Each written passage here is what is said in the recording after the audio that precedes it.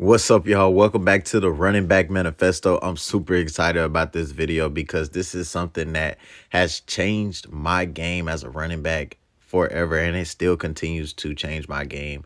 The more and more I apply it to the game, man, this is a awesome video coming up. We're going to talk about Steven Jackson's runs, especially how he's shown us how he's been able to break so many tackles in a single season, right? Steven Jackson is one of the best running backs you're going to ever see on the gridiron. Let's get into it. All right, so I got one question for you. What do you see?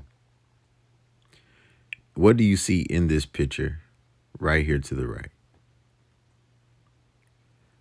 Comment down below what you see in this picture, because what I see is a door frame with two doors in it, and there are hinges on each side of the frame, right, with the doors. This represents one of the most powerful philosophies that you'll use within a football game, and it's called the outside foot down philosophy. Okay, the philosophy is supposed to represent that you become a two-hinged door. Okay, whatever foot you are on is the side the hinges are on your body. When we watch film on this, what you'll notice is every time somebody's foot down and they are being tackled, they are going to spin open or they're going to spin closed based off of what foot they're on.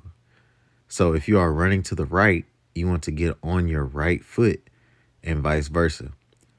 And when I mention getting on your outside foot, you want to get your outside foot down on a defender, right? When you see a defender in the hole, you want to get your outside foot down. When you see an open hole with no defender, you want to get your inside foot down. But we're going to focus on the outside foot down philosophy right now. I want to show you guys some really cool examples from Steven Jackson himself, by the way, and I'm pointing out in every single run where he's using his outside foot, and it's making a big difference in his runs. Here specifically, I freeze frame it just to show you that because his foot was down, he was able to be a hinge on that side and be powerful to resist that tackle, right? And on this last one, he's used it twice.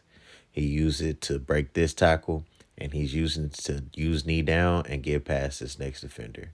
So Steven Jackson was obviously really good at this. So taking this a little bit deeper into the philosophy of what's going on is just basically having your outside foot down gives you two options. You can continue to go outside of a defender if he just sits and stays on your hip, or you can rip back across the defender's face if he's over pursuing. Right? If you land on the inside foot, you have only one option.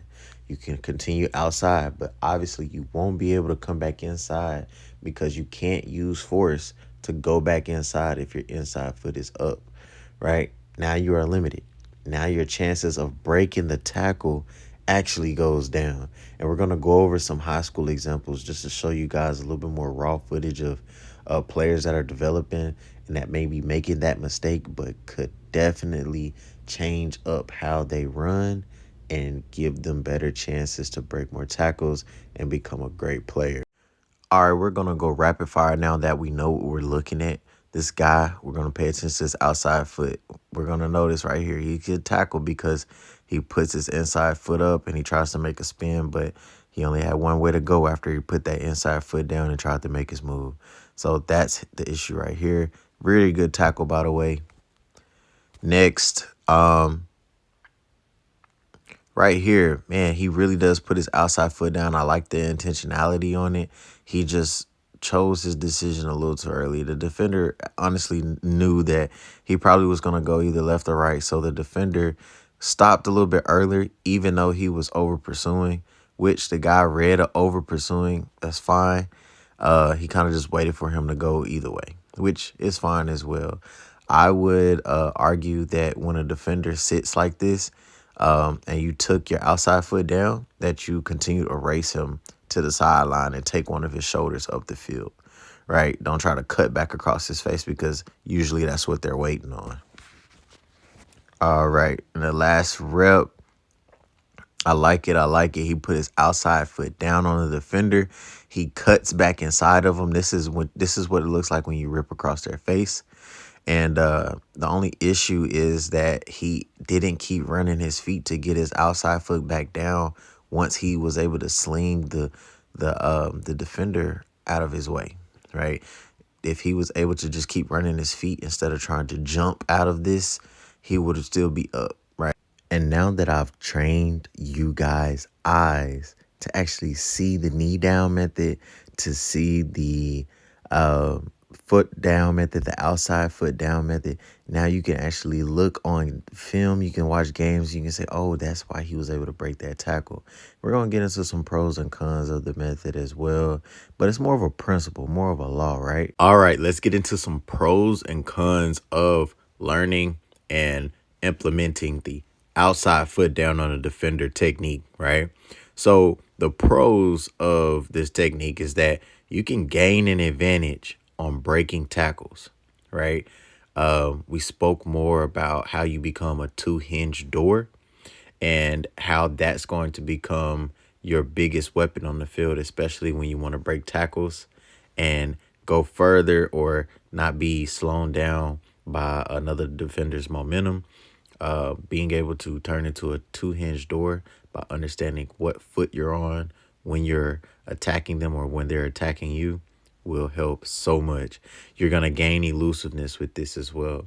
Obviously, if you can get your foot down, your outside foot down, and a defender is over pursuing, you can come back inside. You can rip back across their face. So that's going to be awesome to add to your toolbox as well. So just understanding this stuff is going to give you confidence, right? When you're on the field, I think one of the biggest skill factors or just attributes you can have on the field is having confidence. When you're very confident on the field because you can walk the walk and you can talk the talk, that's going to make a big difference.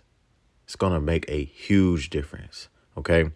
The cons I would say about learning this is that there's a learning curve to this, right? There's learning curve adversity because when you first learn something and you want to implement it into what you're doing, it takes a couple of reps. It takes some time to feel it while you're in the game, but it's going to pay off in the end because once you understand how to get your outside foot down on a defender every time. And a coach even told me once, I asked him, hey, is there ever a too late of a moment to put your outside foot down?